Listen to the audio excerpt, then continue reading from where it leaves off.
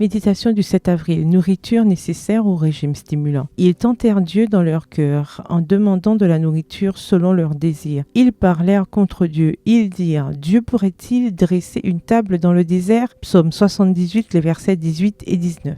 En préparant cette méditation, j'ai regardé la vidéo d'une personnalité connue qui lançait un appel aux parents. Si vous aimez vos enfants, arrêtez de leur donner du sucre. Nous sommes en train de créer une société de cancéreux et de diabétiques comme moi qui, par entêtement, mangeait et buvait comme un fou. J'ai payé le prix de mon indiscipline. La gourmandise est l'une des tentations par lesquelles le diable gagne de nombreux adeptes. Le premier test a eu lieu en Éden. Adam et Ève n'avaient pas faim lorsqu'ils ont mangé le fruit défendu. Ils considéraient le goût allant au-delà de la raison et de la conscience. Le peuple d'Israël campait dans le désert. Avant d'atteindre le Sinaï, Dieu leur avait fourni la manne, mais le peuple a demandé de la viande. Et pendant un jour, Dieu leur en a donné. La manne était un aliment complet, adapté à leurs besoins, qui les maintenait en bonne santé dans un désert sans fruits ni légumes. Influencé par les Égyptiens qui l'accompagnaient, le peuple a recommencé à réclamer de la viande. Ils n'avaient pas faim. Ils rejetaient la nourriture divine. La restriction divine devait ramener l'appétit perverti à un état plus sain. Satan, cependant, les a incités à considérer cette restriction comme une injustice divine. Il savait que la satisfaction débridée de l'appétit conduirait à d'autres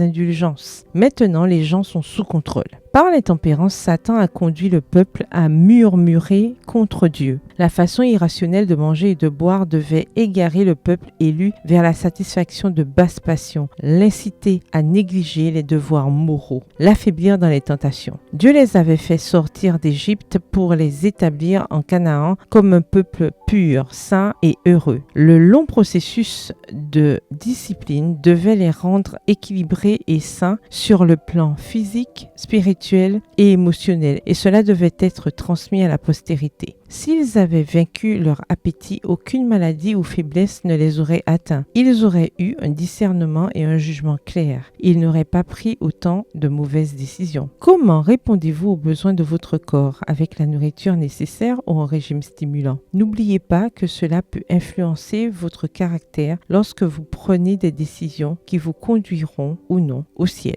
Bonne journée, que l'Éternel vous bénisse.